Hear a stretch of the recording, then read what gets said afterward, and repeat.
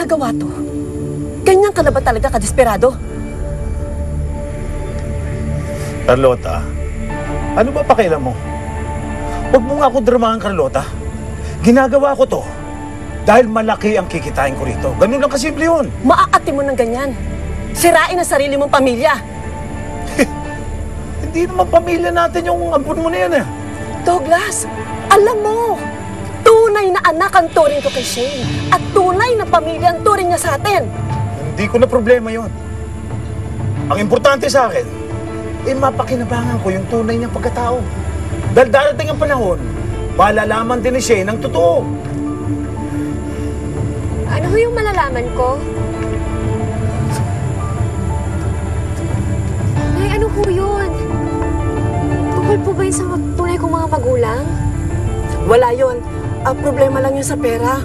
Kasi naman, ayoko sabihin sa'yo dahil alam ko namang marami ka nang iniisip anak eh. Ito ho, inay. Idagdag mo sa panggastos natin.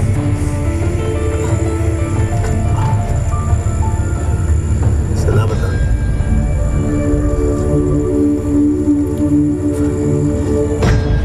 Oh, pre, diyan na pala. Musta pala yung lakad mo? Nakausap mo na ba yung babae sa club? Shane. Shane yung pangalan niya. Oo, nagkausap na kami. Napapayag mo na ba siya sumali sa grupo mo? Tranggilan niya ako, pare. Gusto lang daw niya maging practical. Wala daw kasi pera sa mga contest na yun. Sabi ko na nga ba na hindi papayag yun, pare. Kasi naman, ganun mag-isip ang mga babae sa club. Pera-pera lang lahat, chong. Siguro sa'yo na yun na talagang wala na akong mahanap na kasing galing ni Elise. Bukas na bukas, kakusapin ko yung grupo. Mag-back out kami sa contest. Ikaw bahala, pare. Ano? Sige, tuloy na.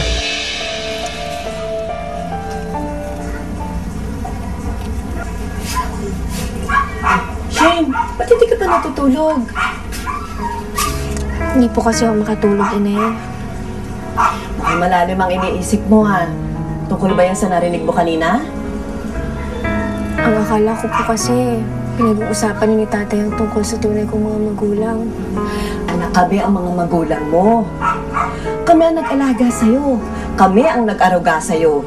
Kami ang nagbigay sa'yo ng tahanan. Kung may pagkakamali man sa'yo yung tatay mo, pilit ko yung pinupunuan.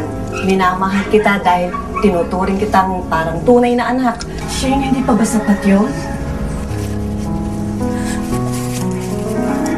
Hindi, mahal na mahal ko naman kayo eh. Kahit saan ako makarating,